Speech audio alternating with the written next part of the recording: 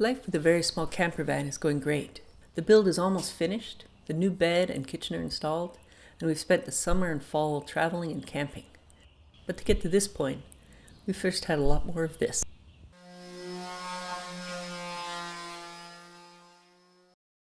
These big combs are for the slide-out bed, and they're cut from 3/4 inch plywood, and they'll slide out of each other and then connect to this bench. These wooden drawers will hold our clothes, and they'll fit under that bench.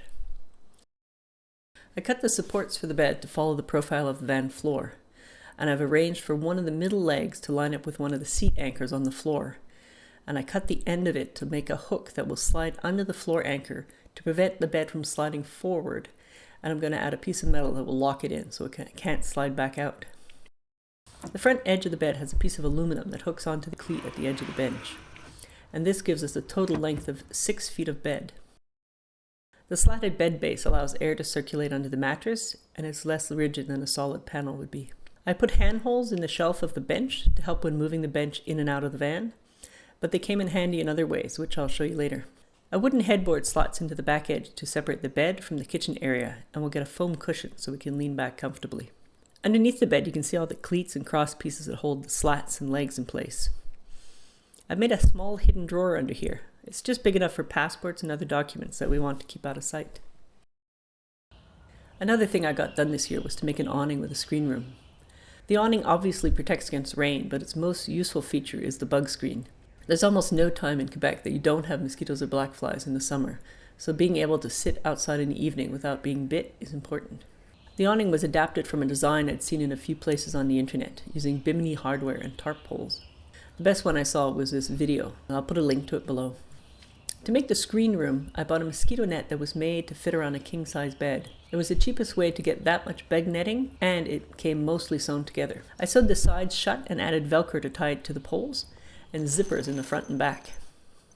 The awning rolls up into this waterproof cover and is secured with straps. The whole thing is attached to the roof of the van using the threaded holes that are made to receive the stow-in-place roof rails. I made a mold of the bolt heads from the original roof rails and cast similar ones onto the bolts to hold the awning. This makes them easy to install without any tools. Next is my portable solar setup. I went with a Renogy glass-topped 100-watt solar panel because I worried the flexible ones wouldn't last as long. I made it portable because I'm very concerned with minimizing the wind drag on the highways, so I wanted something that can be stowed inside when we're driving.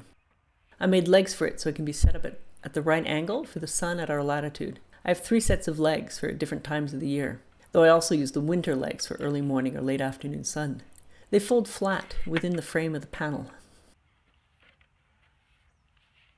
The panel weighs about 10 pounds and can be slid into this slot on the bench, and the cable gets stored underneath.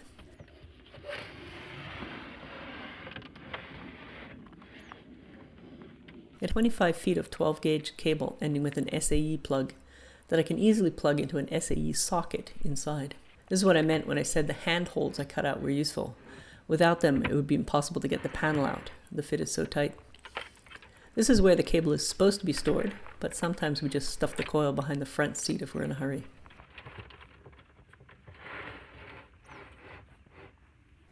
Our main area for storage is under the bed.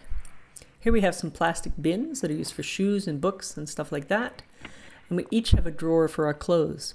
The drawers are just boxes without any slides or anything, so they lift out very easily, which lets us access the under-the-floor storage compartments. We keep tools and stuff like that under there, and our leisure battery and electrical system are under there too. In my last video, this was how the kitchen boxes were supposed to be set up, but when I designed and made them, I forgot to take into account the way the opening narrowed on the sides, and they didn't fit into the back of the car. So I had to redesign them, and this is how they look now. This is the Coolatron thermoelectric cooler in its insulated wooden box with a digital thermostat I wired in, and I still have my pop-out cutting board that I'm so proud of. The pantry box is now right beside the cooler. This is where we store things like bread and fruit. Underneath it is our butane stove with its windscreen. Then our 10-liter water jug and our mini sink for rinsing your hands when cooking and toothbrushing, etc. The drawer pulls all the way out to be emptied. Underneath is our cutlery drawer, which holds a surprising amount of stuff given how small it is. Next is a small drawer for things like honey, oil, and vinegar. And above that is a small kitchen garbage container. Underneath the pull-out shelf are our main kitchen drawers. This one holds our collapsible dishpan, frying pan lid, our MSR pots and plates, the cast iron frying pan, dishwashing stuff,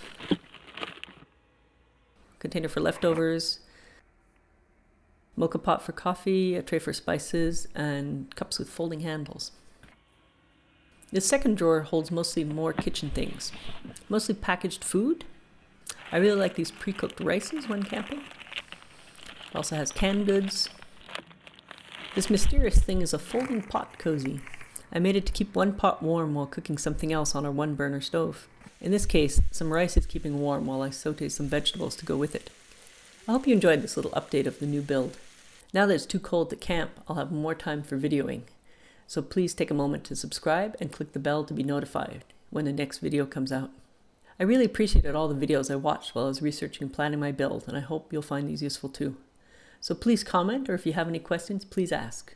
I would love your feedback. Thanks.